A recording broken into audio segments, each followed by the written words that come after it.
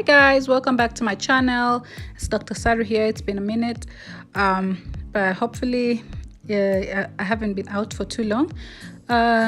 So I'll just jump right in. Today we're going to talk about abortion, or some people might call it miscarriages, but because this is a medical series, and especially for healthcare workers or healthcare students, so I'm just going to use the term that is appropriate, which is abortion. Welcome and enjoy the rest of the lesson.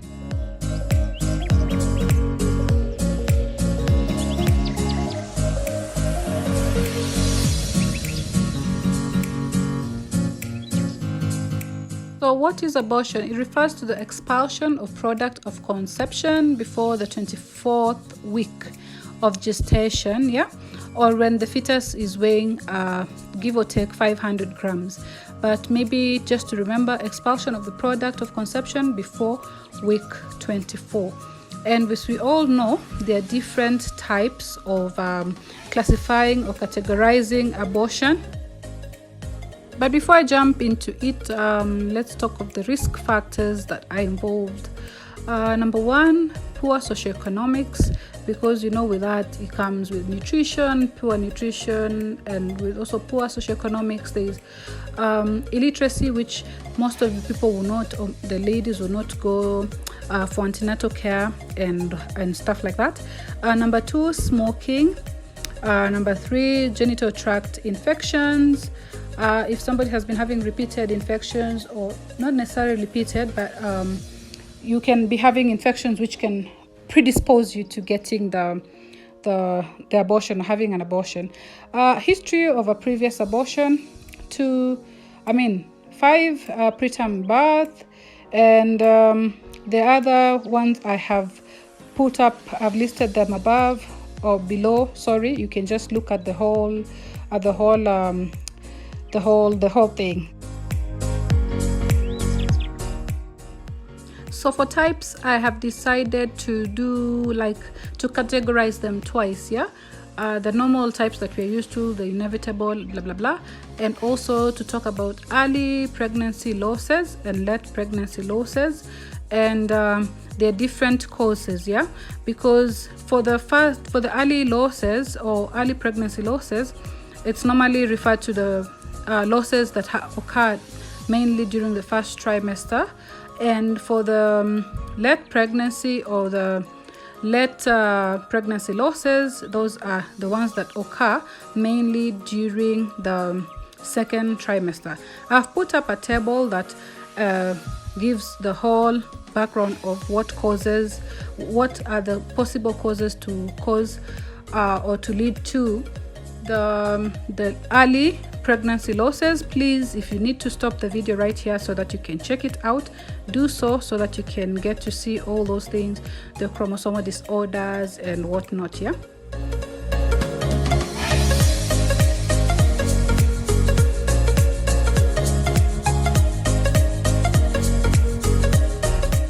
So let's jump into the other category of types of abortion.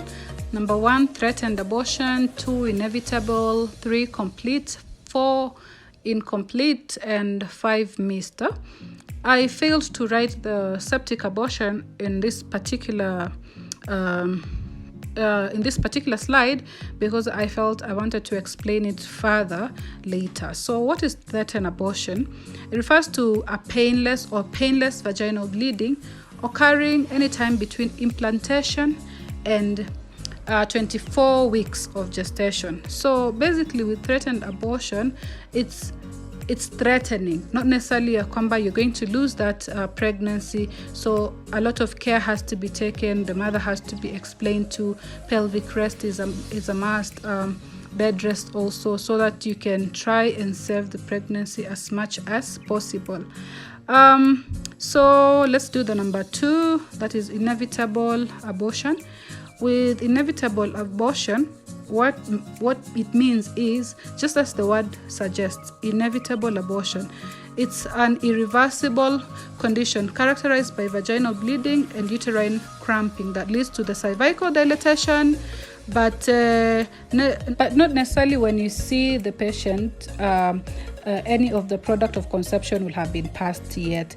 So basically it is inevitable, it's going to happen because the cervix has opened up, and you see this woman has laps, and at any given point she's going to pass the baby, or she's going to pass the fetus, or the fetus is going to come out, she's going to lose that pregnancy. It's almost inevitable that she's going to this pregnancy is going to survive. So yeah.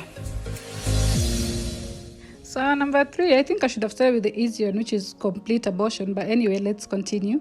For incomplete abortion, it refers to vaginal bleeding and uterine cramping, or the patient will explain as LAPS, low abdominal pain, leading to cervical dilatation with passage of some of the POCs, but not all of them would have come out.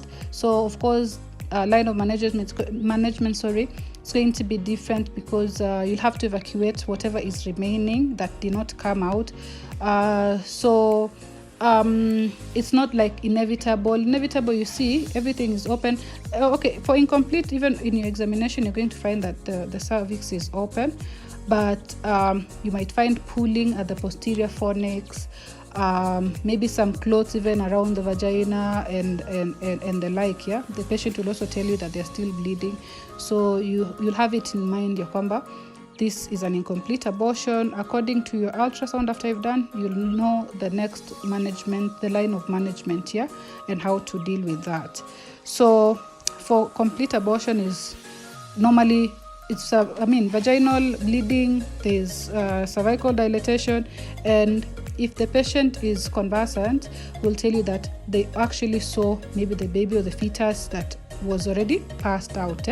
So completely there's nothing that you need to evacuate, because the product of conception will all have been expelled. And for the final one, missed abortion, normally it refers to a gestational sac containing a dead embryo or fetus before the 20th week. So basically is somebody will not even be aware. You might have some spotting, you might not have some spotting, but you'll find there'll be no cardiac activity.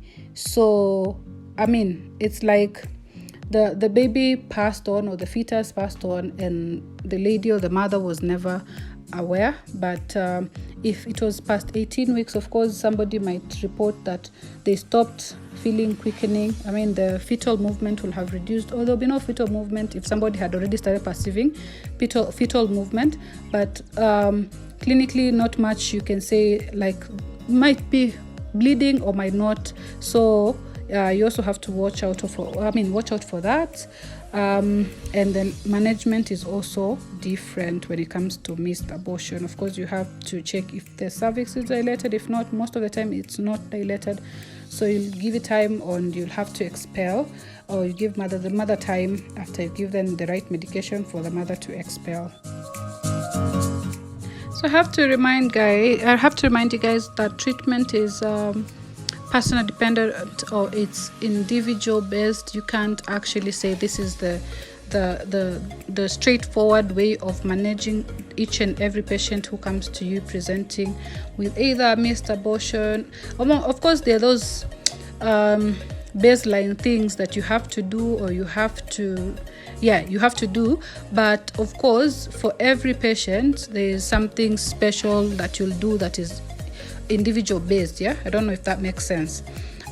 So for complete abortion, and if the patient is their literacy levels are okay, I don't know what okay means, but somebody who can actually report to you in case they're having any other issues, you can just send them home and encourage them and put them on post-abortal care.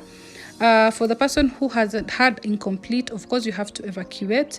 You have to know the reason as to why sometimes abortions happen spontaneous, but you have to also know why this person happened to have this abortion, because some might be rhesus negative, such issues. So you have to address them before you just let the mother go.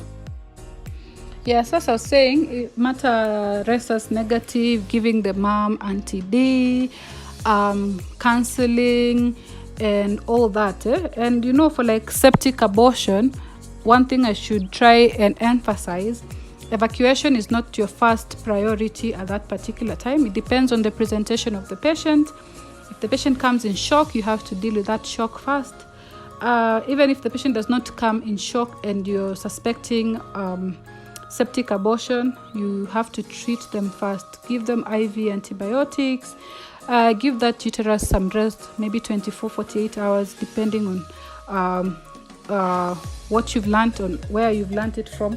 But I normally think 48 is okay, but some people say 72, I don't know. But after we've given IV antibiotics and you're sure now your patient is stable, now you can go ahead and evacuate whatever was remaining. You fear perforating your patient's uterus and getting other things like peritonitis and whatnot. And most of the times when they show up with septic abortion, they are normally not hemodynamically stable. So deal with that situation first, and then if you are still new to the whole management protocols, you can just escalate it to the next person so that you can be taught what to do. The other thing is post-abortal care.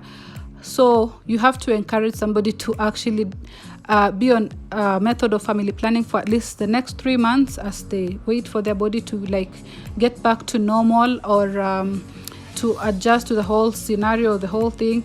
You have to put them on antibiotics, hematinics, and folic acid. It was very good to interact with you guys again. Hopefully, if you want to see the whole post-abortal care, go to my Facebook page and my Instagram. I'll have uploaded that chat.